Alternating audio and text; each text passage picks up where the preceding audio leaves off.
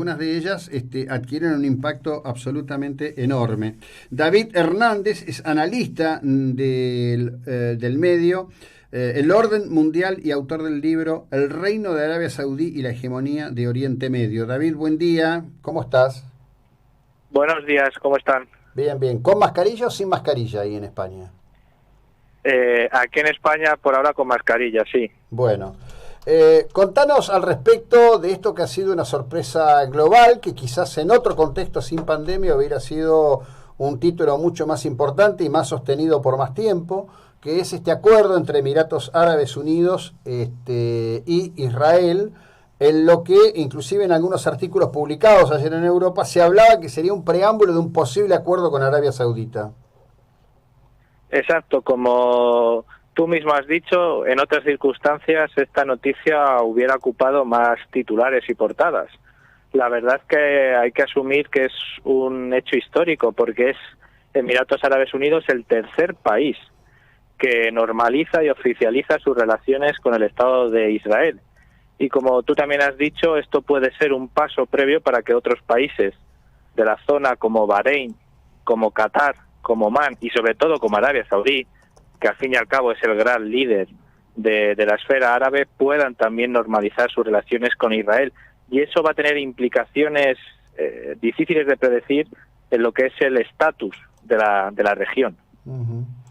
Bueno, claro que lo va a ser difícil, pero por otro lado, digamos, cuando uno mira el mapa global de lo que ocurre con lo que en términos generales se llama la cuestión islámica o el tema del Islam, por un lado están los saudíes, la secta wahabita dentro del universo suní y los iraníes como líderes de la secta chií, detrás de algunos de los grandes grupos que han actuado utilizando o actúan utilizando el terrorismo como arma o instrumento.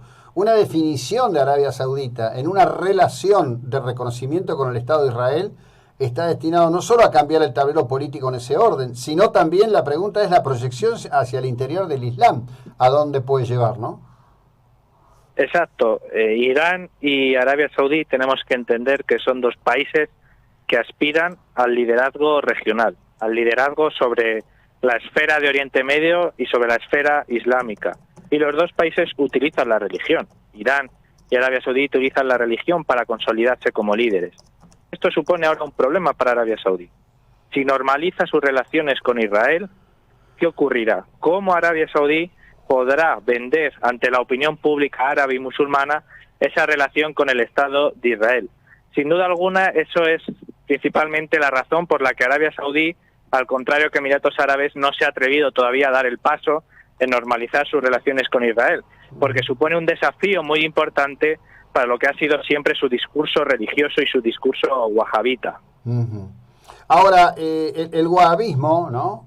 Secta suní, fuertemente impulsado por Arabia Saudí, es el origen del flujo de dinero y de las llamadas madrasas, que en definitiva también crearon un hijo no esperado, que es el talibán, en definitiva. Insisto en esto y ante esta audiencia, digo, porque la proyección de todo esto es inmensa verdaderamente. Sí, tenemos que entender que el wahabismo, que es la interpretación oficial en Arabia Saudí, es una rama del Islam y una rama dentro del sunismo muy minoritaria, porque se la considera demasiado rigorista, demasiado ortodoxa, demasiado conservadora. Y ha sido precisamente el gobierno saudí quien ha proyectado esa rama que en un principio era muy minoritaria y la ha proyectado al exterior. Y como tú has dicho, financia madrasas, financia mezquitas, financia escuelas religiosas por todo el mundo. Esta acción empezó en la década de los 80 en Afganistán, en esa guerra contra la Unión Soviética que hubo en la década de los 80, pero ha seguido durante décadas por todo el mundo, incluido también en América Latina. Y esto provoca, como decíamos antes, un dilema para Arabia Saudí. ¿Qué hacer mientras que se financia esa interpretación rigorista de la religión y al mismo tiempo se intenta establecer unas relaciones cordiales con el Estado de Israel? Eso es un dilema muy serio al que tendrá que hacer frente la corona de Arabia Saudí. Ahora, increíble que, además, en este contexto, no solo la cuestión global, la cuestión global no provoca el impacto que debiera provocar, sino que además dentro del propio Israel no lo provoca, porque en las últimas horas las manifestaciones de la gente frente a la casa del premier israelí han sido literalmente estruendosas pidiendo su renuncia, ¿no? Es increíble lo que está pasando en este sentido. Claro, el problema es que este acuerdo debería ser un apoyo principal para los tres actores.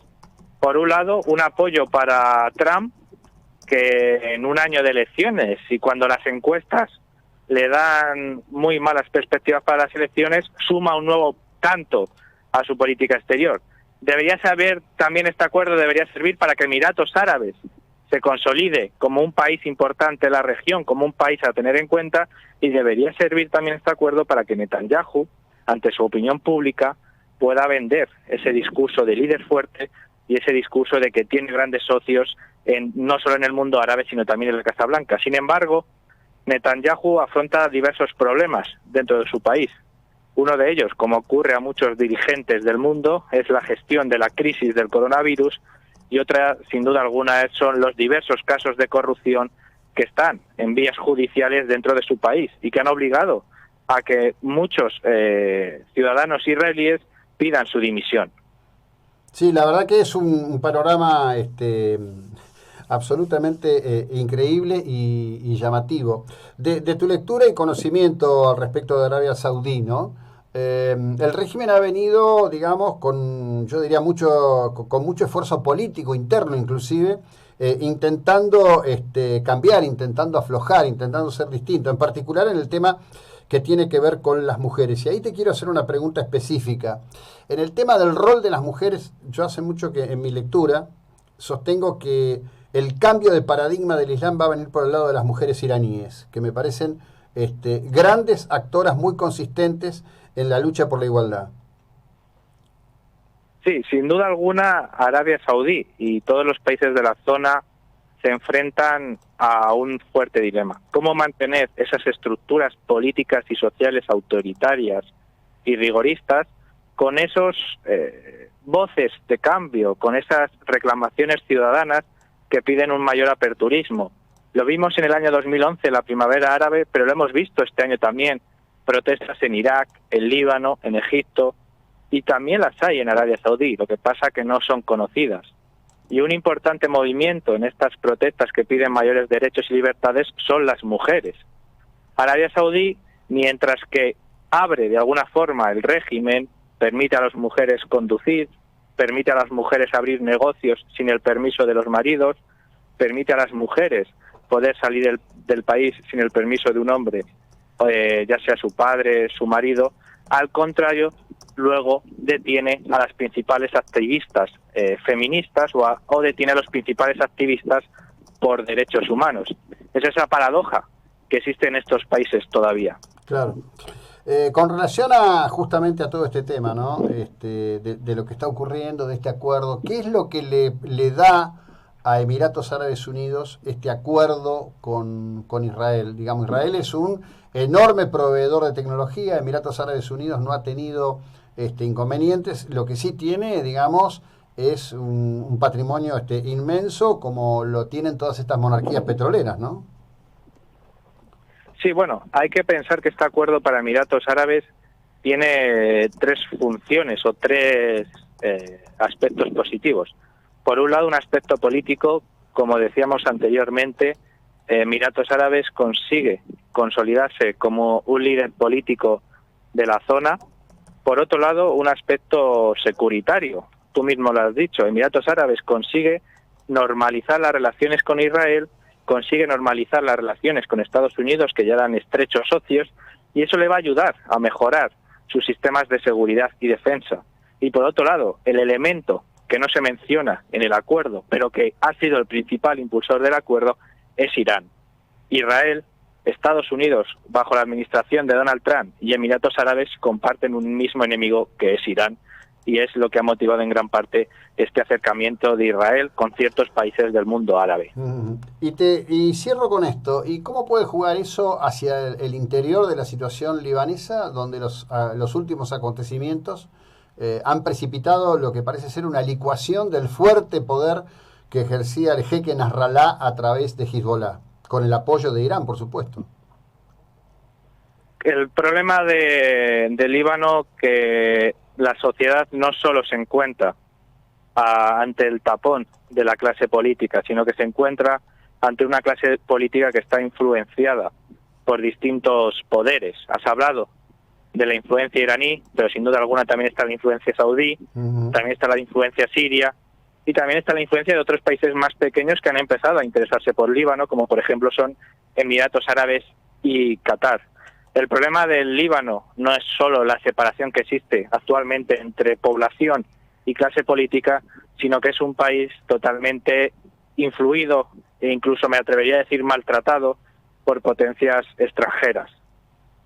Sí, sin duda, sin duda. Bueno, ahí jugó muy fuerte en rescatar un espacio cultural y de valor del Líbano, que fue la presencia del presidente Macron, ¿no? El presidente francés. Exactamente. Bueno, Francia ha tenido un peso colonial e histórico muy importante en la zona y principalmente en el Líbano. Y Macron, que dentro de su país puede tener ciertos problemas, en el ámbito internacional suele leer bastante bien las oportunidades. Y en el preciso momento en el que surgió la crisis en el Líbano, Macron vio una oportunidad idónea para entrar de nuevo esa fuerza francesa, esa fuerza colonial francesa en el Líbano, y venderse ante la opinión pública libanesa como el gran héroe o el gran que puede resolver los problemas del Líbano. Sí, sin duda. Bueno, la verdad, gracias, fascinante compartir contigo, gracias por el aporte y la ilustración que nos has brindado, David, que tengas un buen día allí en España, muy amable. Gracias, mucha suerte y cuídense. Así Gracias. es, en eso estamos, gracias. Bueno, David Hernández desde España.